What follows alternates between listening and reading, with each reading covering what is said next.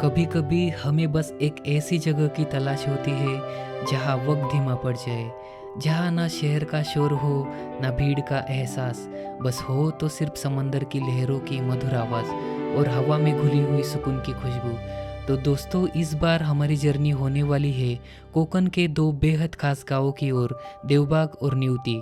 देवबाग, जहाँ करली नदी और अरब सागर का मिलन एक अद्भुत कहानी बयां करता है, और फिर न्यूती, यहाँ की ऊंची चट्टानें, ठंडी हवाएं और डूबता हुआ सूरज।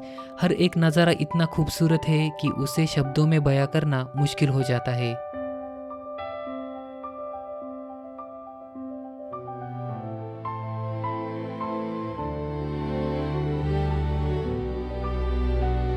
ये वो गांव है जो कई सालों से समुद्र की तेज लहरों और बड़े बड़े तूफानों का सामना करते आए हैं। लेकिन इस व्लॉग में सिर्फ कहानी ही नहीं, हम आपको दिखाने वाले हैं इन गांवों की असली जिंदगी।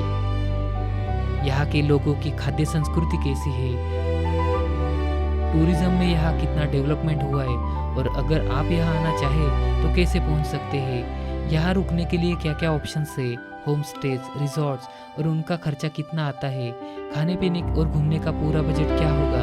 मतलब इस वीडियो में आपको मिलेगा कंप्लीट ट्रैवल गाइड।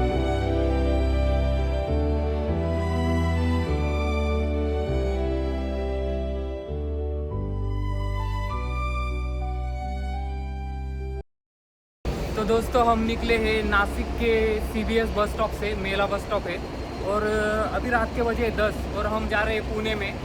तो हमने पकड़ी है ये शिवशाही की बस है जो रात की 10 बजे की है। तो अभी वो शायद 4-5 घंटे में पहुंच जाएगी पुणे में। लगभग 6 घंटे की जर्नी के बाद हम सुबह 4 बजे पुणे के शिवाजी नगर बस स्टॉप पे पहुंच गए, और हम फ्लाइट से सिंधुदुर्ग जाने वाले थे, इसलिए हमने शिवाजी नगर बस स्टॉप से पुणे एयरपोर्ट तक जाने के लिए कैब बुक की।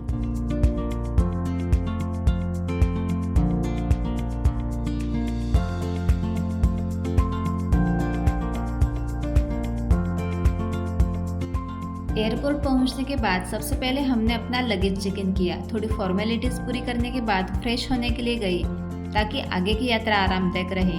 हेलो एवरीवन, तो अभी हम पुणे के एयरपोर्ट पे आ चुके हैं और थोड़ी देर में बोर्डिंग शुरू होने वाली है। इसके बाद हमने बोर्डिंग पासेस कलेक्ट किए और सिक्योरिटी चेक की प्रोसेस पूरी की। हर स्टेप के साथ एक्साइटमेंट और भी बढ़ती जा रही थी। हमारी फ्लाइट सुबह 7:55 की थी, इसलिए बोर्डिंग से पहले हमें थोड़ा इंतजार करना पड़ा। इस दौरान हमने एयरपोर्ट के उस एनर्जेटिक माहौल को फील किया और कुछ फोटोज वगैरह निकाले। अब बस कुछ ही पलों में हमारी उड़ान शुरू होने वाली थी। अगर आप ट्रेन से देवबाग आना चाहते हो तो सबसे पहले आपको अपने नज़दीकी रेलवे स्टेशन से कुडाल रेलवे स्टेशन पहुंचना होगा। कुडाल रेलवे स्टेशन इस रूट का सबसे कन्वीनियंट स्टॉप है, जहां से देवबाग की दूरी लगभग 38 किलोमीटर है। स्टेशन से बाहर निकलते ही आपको देवबाग जाने के लिए आसानी से टैक्सी और ऑटो मिल जाएगी। फ्लाइट जर्नी के दौरान हमने कुछ कुकीज़ लिए, जिसका हमें 150 रुपीज़ पे करना पड़ा, और फिर 1 घंटे की खूबसूरत जर्नी के बाद हम सिंधुदुर्ग के चिपी एयरपोर्ट पर पहुंच गए। छोटा सा लेकिन बहुत ही पीसफुल और क्लीन एयरपोर्ट था ये। एयरपोर्ट से बाहर निकलते ही हमने देवबाग जाने के लिए एक ऑटो हायर किया, जिसका हमें 700 रुपीज़ पे करना पड़ा, और फिर यहीं से शुरू हुआ हमारा कोकण का सीनिक सफ़र।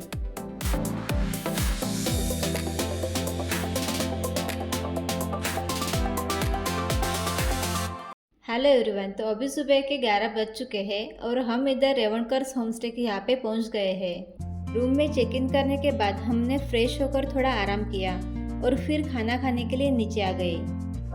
तो दोस्तों, हम आए हैं रेवनकर्स होम स्टे में, और उधर ही हमने खाना ऑर्डर किया है। लंच में मैंने एक वेज थाली मंगाई है, और हमने ऑर्डर किए है नॉनवेज थाली भी, जिसमें कि है चपाती, पापलेट फ्राई है, और करी है कोलंबी की, और सोलकड़ी भी है। दोस्तों, अभी हम निकले हैं बीच पर जाने के लिए। इवनिंग का टाइम हुआ है, लगभग 5 बजे है इवनिंग के। रेवणकर्स होमस्टे से बस 2 मिनट चलकर ही हम बीच पर पहुंच जाते हैं। शाम के समय यहाँ के कुछ लोकल बच्चे हमें क्रिकेट खेलते हुए दिखाई दिए। ना कोई प्रोफेशनल ग्राउंड, ना कोई बड़ी पिच, बस खुला आसमान, सॉफ्ट सैंड, प्योर खुशी और बचपन की असली मस्ती। जैसे जैसे सूरज ढलने लगता है, बीच का नज़ारा और भी मेस्मराइजिंग हो जाता है। आसमान के रंग धीरे धीरे ब्लू से ऑरेंज में बदलने लगते हैं। दोस्तों, देवबाग बीच की सबसे खास बात है अरब सागर और करली नदी का संगम, जो इस जगह को और भी यूनिक बनाता है। एक तरफ शांत रिवर फ्लो और दूसरी तरफ एंडलेस सी व्यू। तो दोस्तों अभी हम देवबाग के संगम पॉइंट पर है और इधर से हम बोट लेकर समुद्र के अंदर सफारी करने के लिए जाने वाले हैं। तो कुल मिलाकर हमको 8 पॉइंट्स ये अंकल घुमाने वाले हैं। तो मैं दिखाता हूँ आपको कौन कौन से वो पॉइंट्स है।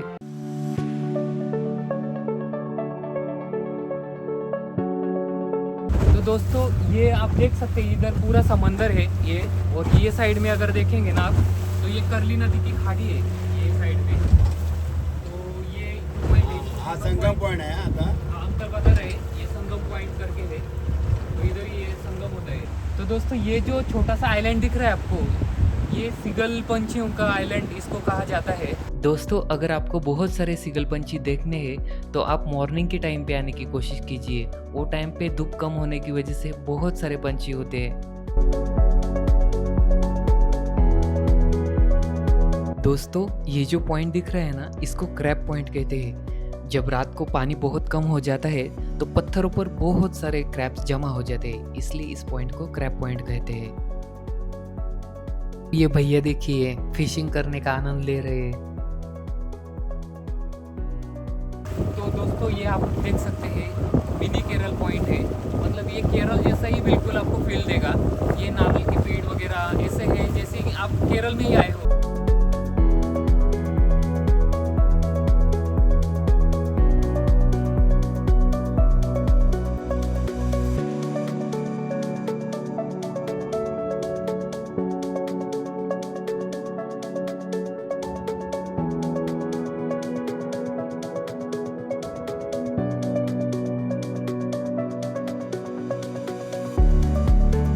दोस्तों अभी हम जा रहे हैं सुनामी आइलैंड पर, और इस सुनामी आइलैंड है ये 2004 साल में जो सुनामी की लहरें आई थी उससे बना हुआ है। लेकिन उससे हुआ है कि वो टाइम पे किसी के पास भी बोट नहीं थी, ज़्यादा परिसर ये डेवलप नहीं था कुछ भी। लेकिन सुनामी की वजह से क्या हुआ कि लोग इधर आने लगे ज़्यादा वो आइलैंड वगैरह देखने के लिए। फिर टूरिज़्म बढ़ने लगा, फिर बोटिंग वगैरह बढ़ने लगी, फिर पैरासेलिंग वगैरह ये सब वाटर स्पोर्ट एक्टिविटीज़ बढ़ने लगी, और इन लोगों को मतलब एक रोज़गार ही मिला। तो इस सुनामी को ये लोग एक टाइप का मतलब लक्ष्मी का ही रूप बोलते हैं सुनामी को। दोस्तों, उधर आप जो देख रहे हैं वो है सुनामी आइलैंड, और थोड़ी ही देर में हम सुनामी आइलैंड पर पहुंचने वाले हैं। दोस्तों, सुनामी आइलैंड एक ऐसी जगह है जहां समुंदर खुद रास्ता बनाता है और कुछ घंटे बाद उसे मिटा भी देता है, और ये समंदर के हाई टाइड और लो टाइड की वजह से होता है। हम यहाँ शाम के समय आए थे, तब ये जगह पूरी पानी से भर चुकी थी। अगर आप यहाँ आना चाहते हो तो कोशिश करें कि सुबह के टाइम आए, क्योंकि उस वक्त यहाँ पानी कम होने की वजह से आप इस जगह को अच्छे से एक्सप्लोर कर सकते हो। और उस वक्त यहाँ स्टॉल्स भी लगे होते हैं जहाँ से आप खाने पीने की चीजें जैसे कि मोदक, कोकम जूस और अन्य लोकल स्नैक्स का आनंद ले सकते हो।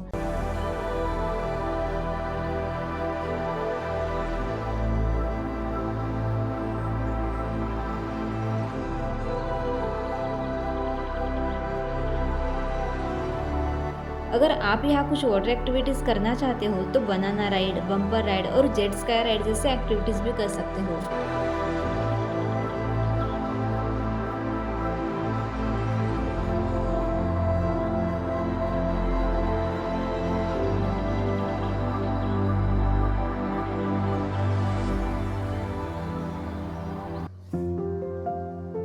दोस्तों डे 1 के एंड में जब हम बोटिंग करके हमारे होम स्टे में वापस लौट रहे थे, तभी हमको दिखाई दिया देवबाग का बस स्टॉप। तो नेक्स्ट डे हमारा जो स्टे था वो था न्यूती गांव में, जो कि देवबाग से कुछ ही डिस्टेंस पर है। लेकिन रास्ता नहीं होने की वजह से और बीच में खाड़ी होने की वजह से बहुत घूम फिर कर जाना पड़ता है। तो ऑटो वाले जो है वो 1000-1200 रुपीज़ ऐसा चार्जेस लेते हैं। तो हमने बस से जाना ही बेहतर समझा, तो हमने बस की पूरी डिटेल निकाली।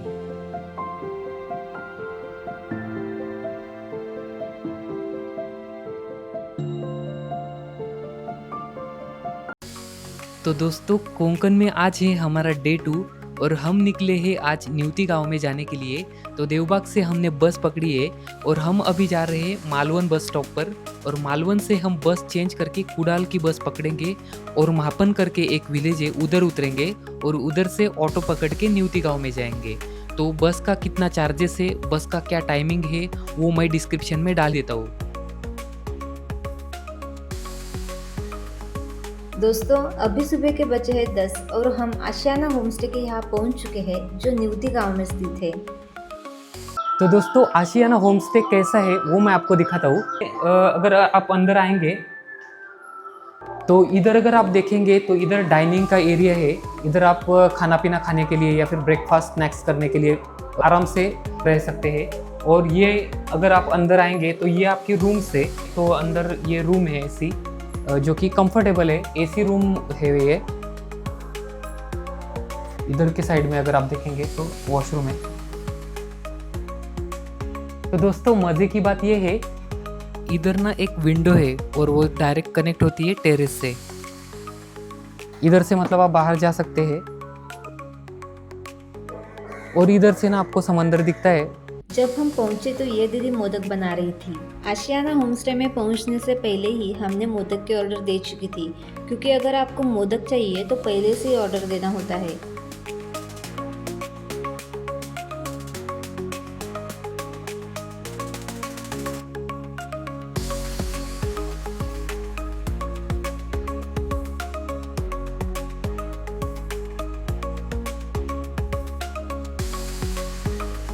इसके बाद हमने फ्रेश होकर ब्रेकफास्ट किया जिसमें पोहा और उकड़ी के मोदक थे। बहुत ही टेस्टी ब्रेकफास्ट था। फिर लंच करने के बाद थोड़ी देर रेस्ट करके शाम के समय हम कायाकिंग करने के लिए खौने गांव की ओर निकल पड़े। इसके लिए हमने एक ऑटो हायर किया था जिसके 250 रुपीज़ चार्जेस थे और न्यूते से खौने गांव की दूरी 14 किलोमीटर है। तो दोस्तों अभी हम आए हैं इधर खौने में कायाकिंग करने के लिए। तो ये जो पॉइंट है बहुत अच्छा है और अभी दोनों हम कायाकिंग करने वाले हैं। कायाकिंग करने से पहले उन्होंने हमें पैडल यूज़ करना सिखाया, कैसे लेफ्ट और राइट साइड से बैलेंस करके बोट को आगे बढ़ाना है, कैसे टर्न लेना है और कायाक थोड़ी अनस्टेबल हो जाए तो कैसे कंट्रोल करना है। फिर सेफ्टी जैकेट पहना जो कि बहुत ज़रूरी है। फिर हम कायाक में बैठ गए और धीरे धीरे पानी में उतर गए। शुरू के कुछ सेकंड चैलेंजिंग लगे, लेकिन जैसे ही रिदम समझ में आया एक्सपीरियंस एकदम स्मूथ और एंजॉयबल हो गया।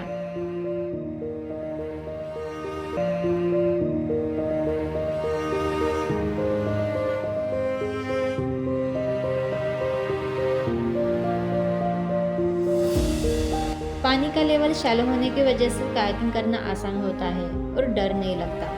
पानी बिल्कुल शांत था। हर पैडल के साथ ऐसा लग रहा था जैसे हम नेचर के और करीब जा रहे हैं। कायाकिंग करते समय हमें वहाँ एक आइसक्रीम स्टॉल दिखाई दिया और हमने वहाँ से आइसक्रीम लिए। सोचो कायाकिंग करते समय आइसक्रीम खाने का मज़ा कितना अनफॉरगेटेबल और यूनिक मोमेंट होगा। एक तरफ कोकोनट ट्रीज तो दूसरी तरफ मैंग्रोव्स के पेड़ और बीच में ओपन वाटर। ये सिर्फ एक एडवेंचर एक्टिविटी नहीं बल्कि एक रिलैक्सिंग और मेमोरेबल एक्सपीरियंस है। अगर आप खौने गांव में आए तो ये एक्सपीरियंस ज़रूर करना, चाहे आप बिगिनर्स हो या प्रो, आपको ये एक्सपीरियंस ज़रूर पसंद आएगा। आता आम्ही तुमला तर दाखवच काय चालू आहे आता 1 मिनिट लाईक सबस्क्राइब कर ए भाऊ त्याने ऍक्सिडेंट होई गेला 1 मिनिट भाऊ कंटिन्यू करा काय ऍक्सिडेंट होई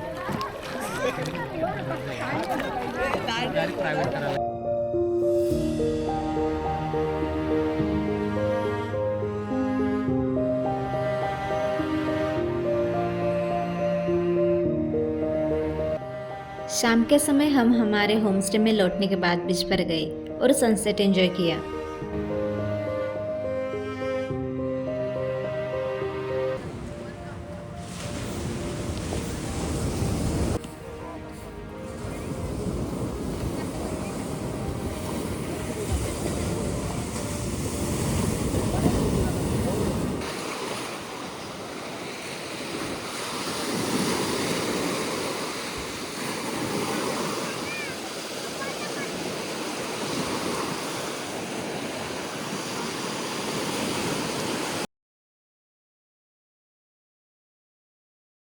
तो हेलो एवरीवन, आज हमारा है डे 3 और हम है न्यूटी बीच पर और ब्यूटीफुल सा सनराइज हो चुका है। अभी मैं आया हूँ न्यूटी बंदर पे और इधर से आपको अगर लाइट हाउस वगैरह जाना रहता है तो आप इधर से ही जा सकते हैं।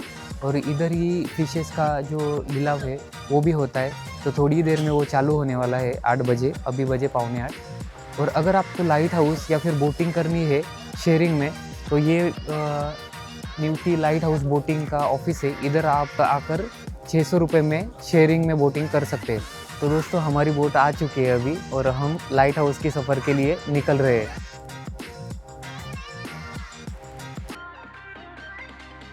इस बोट सफ़र में हम टोटल 10 पॉइंट्स कवर करने वाले हैं और उसमें से सबसे पहले हम डॉल्फिन पॉइंट देखने वाले हैं। अगर आपको डॉल्फिन्स देखने हैं तो सुबह जल्दी आना होगा, तो आपको समुंदर में प्लेफुल डॉल्फिन्स देखने का मौका मिल सकता है। उनका पानी से बाहर आना, जंप करना एक मैजिकल एक्सपीरियंस होता है।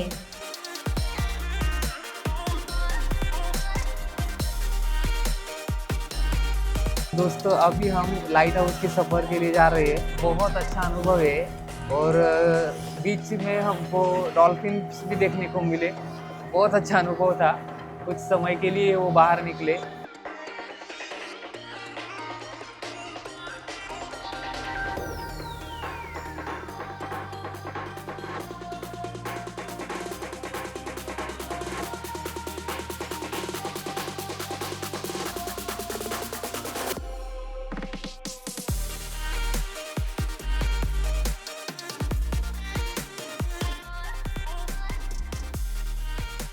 यह है बर्ड आइलैंड। यहाँ आपको अलग अलग प्रजातियों के बहुत सारे सी बर्ड्स देखने मिलेंगे।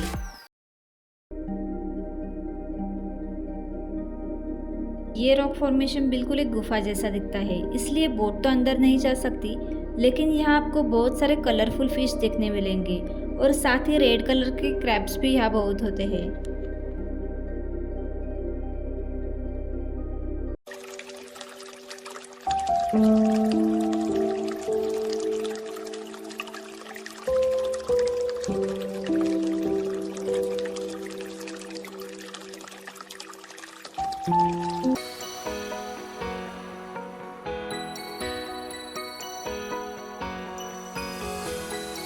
आप देख सकते हैं सामने 2 पहाड़ है और हम इसी 2 पहाड़ों के बीच में से सफ़र करने वाले हैं।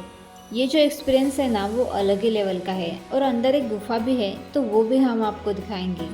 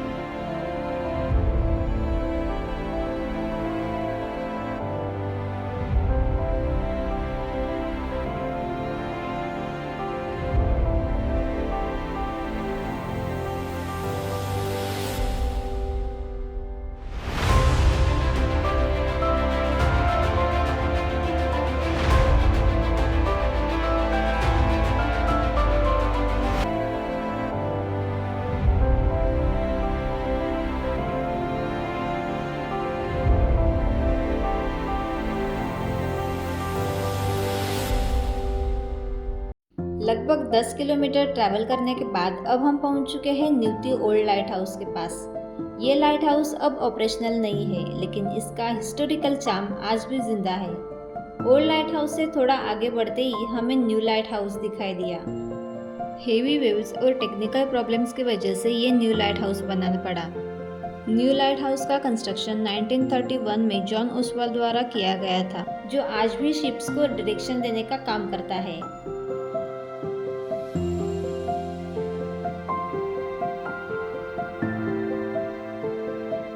इसी न्यू लाइट हाउस के नीचे है महातारी की सूर। लोकल लोगों का कहना है कि ये जगह बूढ़ी औरत के चूल्हे जैसी दिखती है और इसके पीछे कई कहानियां जुड़ी है।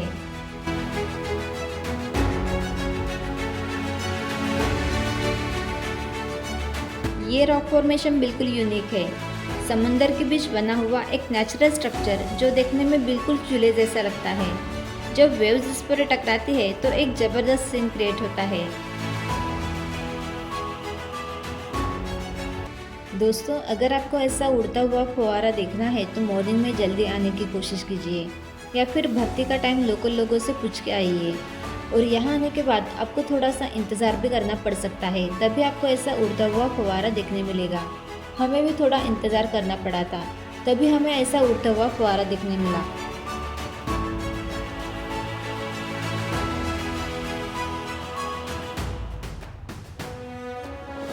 अब चलते हैं गोल्डन रॉक की तरफ। जब सूरज की रोशनी इस पर गिरती है तो ये गोल्डन कलर में शाइन करने लगता है।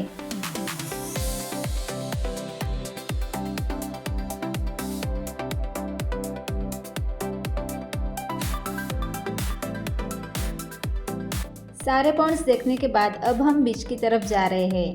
जब हम बीच पर पहुंचे तब यहाँ के कुछ लोकल लोग हमें ये जाले ठीक करते हुए दिखाई दिए। इस बोट सफ़र के लिए हमें लगभग 2.5 से 3 घंटे लगे। अगर आप शेयरिंग में बोटिंग करना चाहते हो तो पर पर्सन 600 रुपीज़ चार्जेस है। अगर आप फैमिली के लिए अलग से प्राइवेट बोट लेना चाहते हो तो उसके लिए 4000 रुपीज़ चार्जेस है। तो दोस्तों, आप लोग मेरे पीछे देख सकते हैं, ये अंकल है, मतलब ये समंदर में फ़िश लाने के लिए गए थे सुबह 4 बजे और अभी ये वापस से आए हैं और वो जाला है वो निकाल कर रख रहे हैं वो, मतलब ठीक से। कितने बजे गए थे अंकल आप? 4 बजे गए थे सुबह। और कितना मतलब दूर गए थे अंदर पूरा? हाँ हाँ हाँ, अच्छा। बोटिंग करने के बाद हमें थोड़ी भूख भी लगी थी, इसलिए हमने हमारे होम स्टे में जाकर ब्रेकफास्ट किया, जिसमें हमने घावन चटनी खाई। तो दोस्तों, अब मैं बात करने वाला हूँ खर्चे की। मतलब हम दोनों लोगों के लिए कोंकण ट्रिप के लिए कितना खर्चा हुआ उसके बारे में मैं शॉर्टली बताने वाला हूँ। तो बस का जो किराया था पुणे से नासिक का रिटर्न टिकट वो 1800 रुपये था। फ्लाइट का जो टिकट था वो रिटर्न फ्लाइट टिकट पुणे से सिंधुदुर्ग का 11,000 रुपये था। ओला, ऑटो और बस जो हमने लोकल प्लेसेस घूमने के लिए की उसका 1700 रुपीज़ था। देवबाग में जो हमने बोटिंग की उसका खर्चा 800 रुपये था। न्यूती में जो हमने बोटिंग की उसका टिकट 1600 रुपये था। फूड जो हमने 3-4 दिनों में खाया उसका जो खर्चा था वो 6000 रुपीज़ था। हमने खौने में कायाकिंग की उसका 300 रुपीज़ का खर्चा था। रेवनकर्स होम स्टे में हमने एक दिन का स्टे किया उसका 1800 रुपये था। आशियाना होम स्टे में हमने 2 डेज का स्टे लिया, उसका जो चार्जेस था वो 4000 रुपीज़ का था। तो ऐसे कुल मिलाकर हम दोनों लोगों के लिए 31,000 रुपये का खर्चा आया। तो अगर आप कोंकण का प्लान कर रहे हो तो 30 या 35,000 का आपको खर्चा आ सकता है। दोस्तों, एक बात मैं आप लोगों को बताना चाहता हूँ, जिन लोगों को पीस ऑफ माइंड, सुकून भरी और भीड़भाड़ से दूर शांत जगह पसंद है उनके लिए न्यूती बीच एक बेहतरीन डेस्टिनेशन है। और जिन्हें भीड़भाड़, चहल पहल और ज़्यादा लोगों के बीच घूमना पसंद है वो देवबाग, तारकर्ली और मालवण जैसी जगहों पर जा सकते हैं। दोस्तों, आपको ये वीडियो कैसी लगी कमेंट में ज़रूर बताना और ऐसे इन्फॉर्मेटिव वीडियोस देखने के लिए हमारे चैनल को ज़रूर सब्सक्राइब करना, वीडियो को लाइक करना और शेयर करना। मिलते हैं अगले नए वीडियो के साथ।